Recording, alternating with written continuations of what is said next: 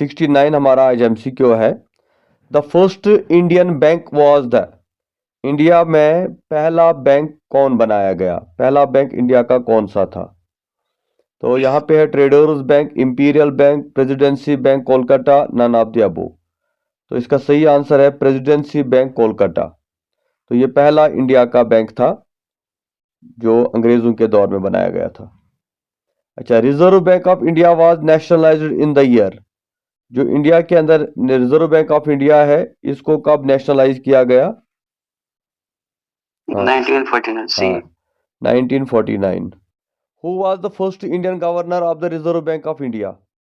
Reserve bank of India का पहला governor कौन था? CD देशमुख।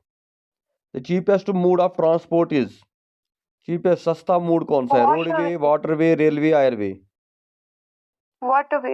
एयरवे तो सबसे महंगा है, उसके बाद रेलवे, उसके बाद रोडवे और वाटरवे, यानी समंदर का जो रास्ता है जो हम ट्रेन में इसमें चलते हैं समंदर के रास्ते में, शिप उसमें, वो सस्ता होता है।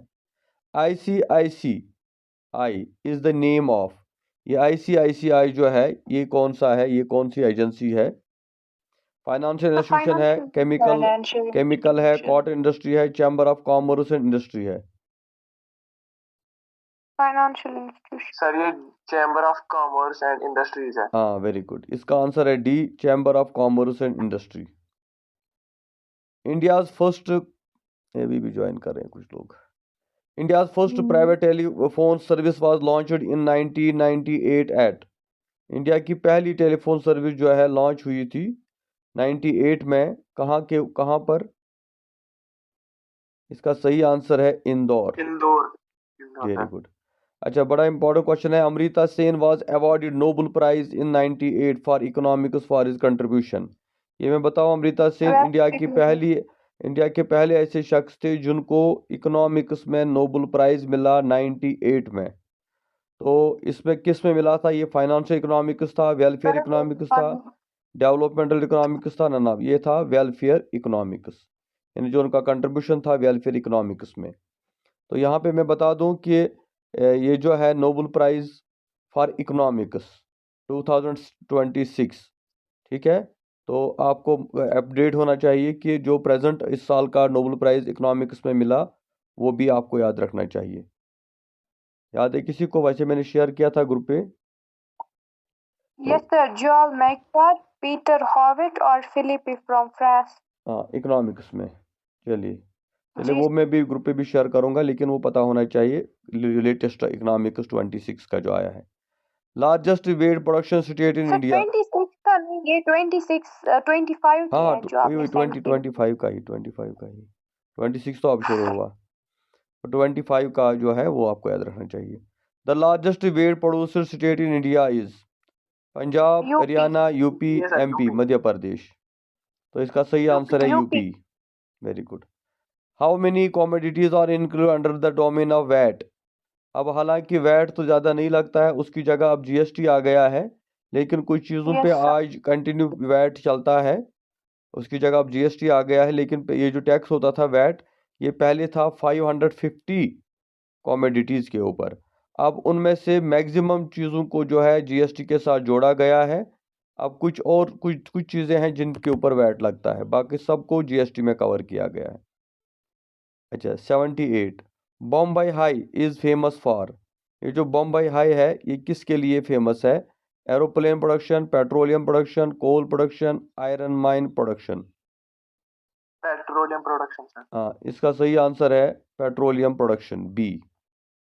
Which of the following does not occur in developed countries? इसमें से कौन सी चीज़ डेवलप्ड कंट्रीज में नहीं होती, यानी अमेरिका जैसी? Increase in population, high employment, increase in poverty, increase in criminalisation? देखिए, अमेरिका हो या चाइना हो या फ्रांस हो, वहाँ पे इंक्रीज इन क्रिमिनलाइजेशन वो भी होता है, क्राइम्स बढ़ते हैं, हाई एम्प्लॉयमेंट भी है, इंक्रीज इन पॉवर्टी भी है, लेकिन मोस्ट अप्रोप्रिएट है इंक्रीज इन पॉपुलेशन। वहाँ पे पॉपुलेशन में ज़्यादा इंक्रीज नहीं होता, यानी उनकी पॉपुलेशन कंट्रोल में होती है। ये थर्ड वर्ल्ड कंट्रीज़ है या डेवलपिंग कंट्रीज़ है जहाँ पे पॉपुलेशन ज़्यादा इंक्रीज होती है। तो इसका सही आंसर है A, increase in population. The Indian economy belongs to which of the following types? Indian economy Mixed किस टाइप है? economy. वो पता है, Mixed economy, sir. Mixed economy है। कंप्लीटली सोशलिज्म भी नहीं है, कैपिटलिज्म भी नहीं है, सिंगल इकोनॉमी भी नहीं है, यह है mixed. Which of the following is not an objective of monetary policy of RBI? RBI की जो मॉनेटरी पॉलिसी है, इसमें से कौन सा उसका ऑब्जेक्टिव नहीं है? Direct credit in desirable direction, boost economic development, ensure social justice, control inflationary pressure. Ensure social हाँ, justice. एंश्योर यानी सोशल जस्टिस उनका काम नहीं है, बल्कि वो इन्फ्लेशन, इकोनॉमिक डेवलपमेंट और क्रेडिट को डील करते हैं। Which of the following units of valuation is known as paper gold? इसमें से कौन सी वैल्यूएशन जो है पेपर गोल्ड की मानी जाती है? यानी euro dollar, SDR, petro dollar, GDR. तो ये बेसिकली जो इंटरनेशनल मॉनेटरी फंड है, वहाँ पे आपको गोल्ड नहीं बल्कि एक किस्म का एग्रीमेंट साइन करना होता है जिसको हम एसडीआर बोलते हैं, तो इसको पेपर गोल्ड बोला जाता है। चलिए 83, डिवेल्युएशन ऑफ करेंसी इफेक्ट्स। अगर जो है करेंसी का डिवेल्युएशन हो जाता है, इससे क्या होता है? Fall in domestic values, increase in domestic values, no effect on domestic prices, none of the above. तो इसका आंसर है none of the above.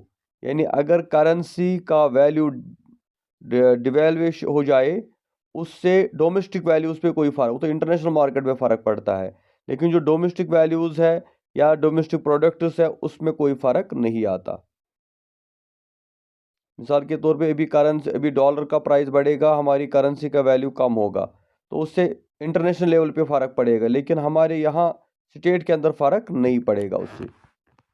Which of the following is the result when currency notes are printed to meet the budget deficit? अगर हम currency note उसको print करते हैं budget deficit को ठीक करने के लिए, यानी बजट में हमारे पास पैसा कम हो, इनकम कम हो, तो उससे क्या होता है फिर? Inflation, deflation, devaluation of currency या none of the above? Inflation. हाँ, इससे इन्फ्लेशन होगा।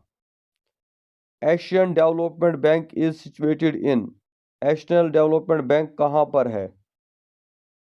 Manali. यह है Manalia. Manila. The non economic factor associated with economic development is, यानी नॉन इकोनॉमिक फैक्टर कौन सा है जिससे इकोनॉमिक डेवलपमेंट होती है?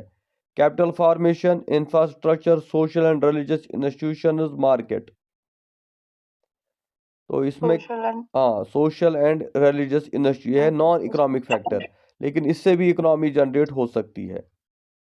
अच्छा, population growth in India was negative in which of the following decades?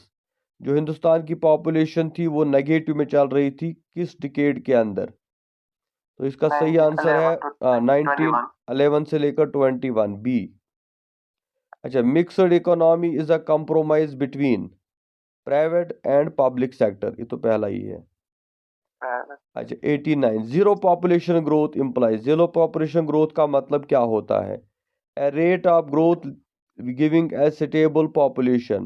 The birth and death rates are near to zero. The birth and death rates are equal. Low birth rate and low death rate. इसका सही answer है ए। A.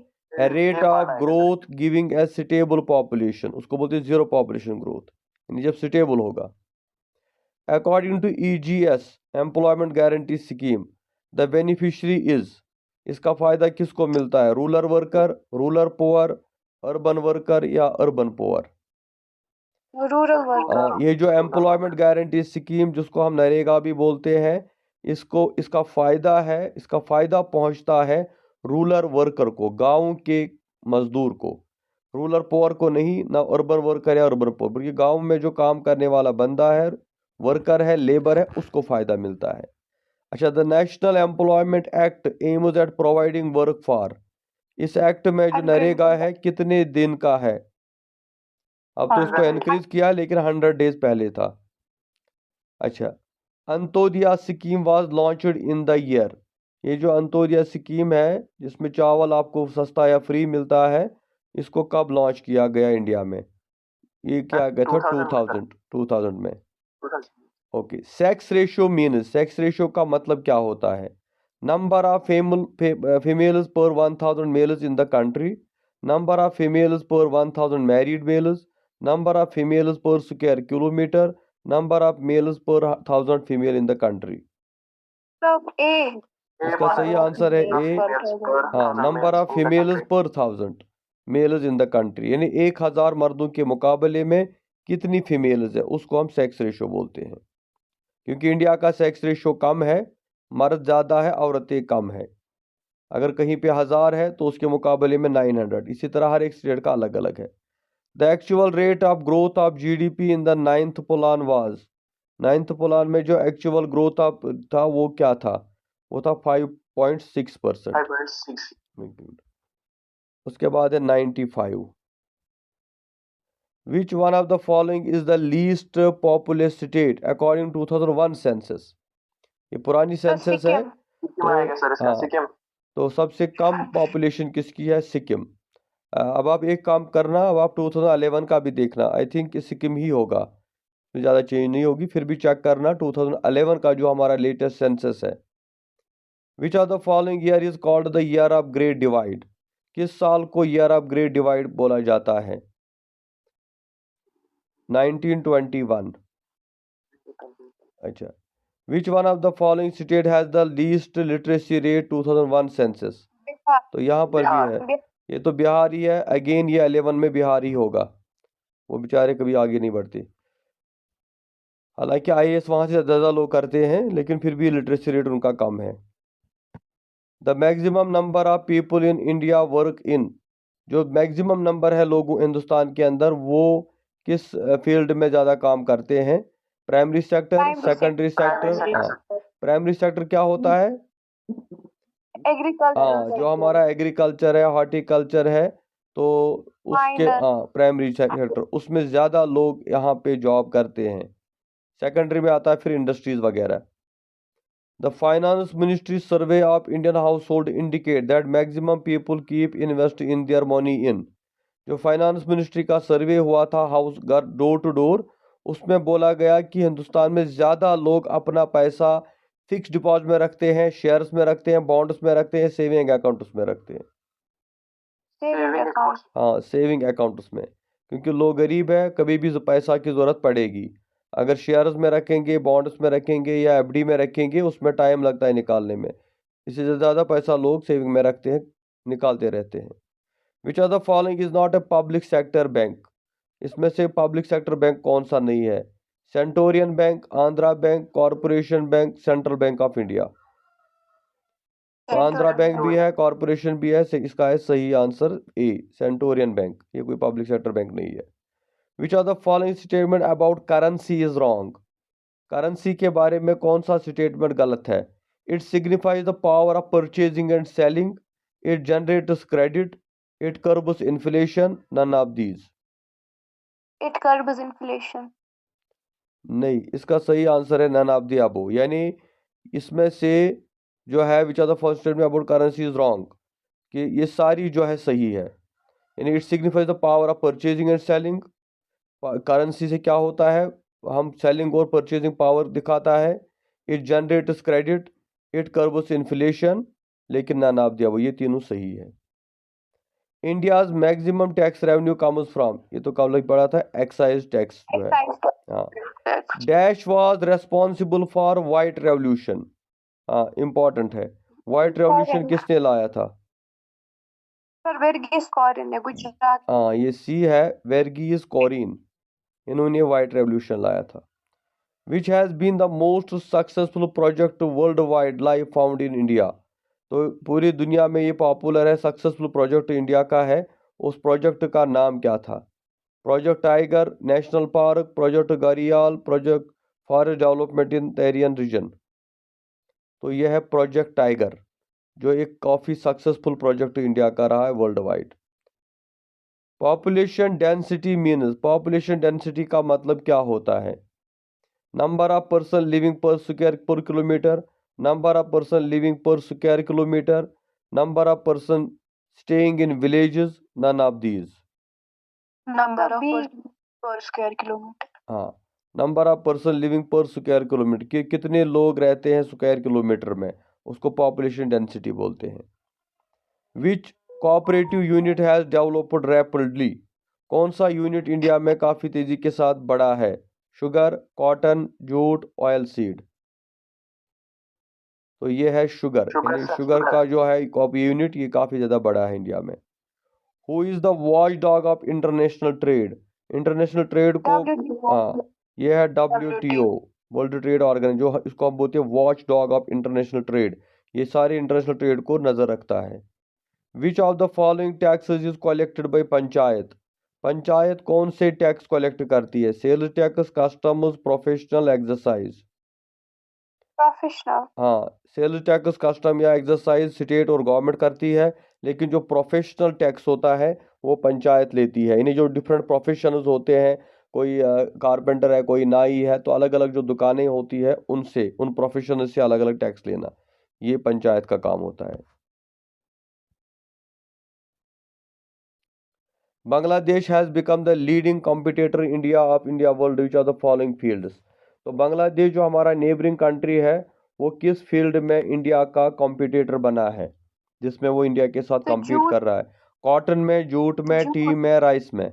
नहीं, jute, यानी jute वहाँ पे ज़्यादा बनता है। द एरिया अंडर इरिगेशन है ड्यूरिंग द 5 ईयर प्लान्स, तो जो एरिया था जिसको 5 ईयर प्लान्स में इरिगेशन का जो एरिया है, ये जो है इसको, इसके साथ क्या हुआ है? तो इसका सही आंसर है इंक्रीज हुआ है या डिक्रीज हुआ है या रिमेन अनचेंज्ड? ये इंक्रीज हुआ है। On which of the following goods emphasis has been laid in our plans, किन चीज़ों के ऊपर हमारे प्लान्स में ज़्यादा एम्फेसिस की, ज़्यादा फोकस किया जाता है? कंज्यूमर गुड्स पे, प्रोड्यूसर्स गुड्स पे, सब्स्टिट्यूट्स फॉर फॉरेन गुड्स, या none of these? Substitutes for foreign. नहीं, इस पे प्रोड्यूसर्स गुड्स, यानी जो हमारा प्लान होता है इसमें प्रोड्यूसर्स गुड्स के ऊपर, जो हम चीज़ें प्रोड्यूस करते हैं उनके ऊपर ज़्यादा फोकस होता है। Fiscal policy means, fiscal policy का मतलब क्या होता है? The credit policy, the planning policy, the taxation policy, the policy of expenditure and public debit policy. तो इसका सही आंसर है D, the policy of expenditure and public debit policy. Who among the following is most benefited from inflation? Inflation से ज़्यादा फायदा किसको मिलता है? क्रेडिटर्स को, डेबिटर्स को, सेविंग बैंक अकाउंट होल्डर्स को, या गवर्नमेंट पेंशनर्स को? डेबिटर्स को। हाँ, यानी जब इन्फ्लेशन होती है, महंगाई होती है, तो इससे ज़्यादा फायदा क्रेडिटर्स को होता है या डेबिटर्स को होता है, या सेविंग बैंक अकाउंट होल्डर्स को, या गवर्नमेंट पेंशनर्स को? तो इसका फायदा होता है जो डेबिटर्स होते हैं। The crop considered to be market surplus is, कौन सा क्रॉप जो है जिसको मार्केट सरप्लस हम बोलते हैं? Rice, wheat, tobacco, pulses? Tobacco. Tobacco, very good. Which one of the following group of food crops are known as kharif crops? Kharif crops में कौन से फूड आइटम्स आते हैं? रबी और खरीफ दो किस्म के होते हैं, तो इसमें से कौन सा आता है खरीफ क्रॉप? आएगा सर। बैरली, बाजरा, मेज, राइस, मिलेट। हाँ, इसका है सी, राइस, मिलेट, ग्राउंडनट और सोरग्राम। यस सर, क्योंकि व्हीट विंटर्स में ग्रो होता है। हाँ। The standard of living in a country is, the standard of living in a country is presented by it's, लोगों की लाइफ स्टैंडर्ड को कौन सी चीज़ प्रेजेंट करती है कि हमारी लाइफ स्टैंडर्ड क्या है? Per capita income, national income, poverty ratio, unemployment rate? Per capita income क्या है? The purpose of imposing tax primarily is, tax impose करने का असली पर्पज क्या होता है? Check accumulation of wealth, decrease black money, restrict flow of money, finance the government? Finance the government. हाँ, government को फाइनेंस करना, यानी अगर टैक्स इम्पोज नहीं होगा तो गवर्नमेंट को पैसा कहाँ से मिलेगा? विच of the following is not an objective of A sixth plan, कौन सा ऑब्जेक्टिव नहीं था सिक्स्थ प्लान का? Removal of poverty, reduction of unemployment, upliftment for population growth? तो पॉपुलेशन ग्रोथ नहीं है, बल्कि हाँ, रिमूव पॉवर्टी भी था, एम्प्लॉयमेंट को खत्म कम करना, upliftment of poor. Which are the following is not a state tax, इसमें से कौन सा स्टेट टैक्स नहीं है? तो Profession. नहीं, वो भी स्टेट का ही होता है। Wealth tax, excise duty on liquid, sales tax, professional tax, यानी ये भी स्टेट ही लेती है ना, Excise. प्रोफेशनल टैक्स भी स्टेट, लेकिन वेल्थ टैक्स नहीं। In which industry in India is the maximum number of workers employed, किस फैक्टर में ज़्यादा एम्प्लॉयमेंट जनरेट करता है, कहाँ पे ज़्यादा लोगों को जॉब मिलता है? Sugar, textile, jute, iron and steel. The largest revenue in India is obtained from, India में सबसे Excise. ज़्यादा जो है रेवेन्यू कहाँ से जनरेट होता है? वो है एक्साइज ड्यूटी। ठीक है, तो चलिए यहाँ तक आज हमारा हो गया। इंशाल्लाह जो है बाकी हम कल पढ़ेंगे। कल हम एमसीक्यू सीरीज़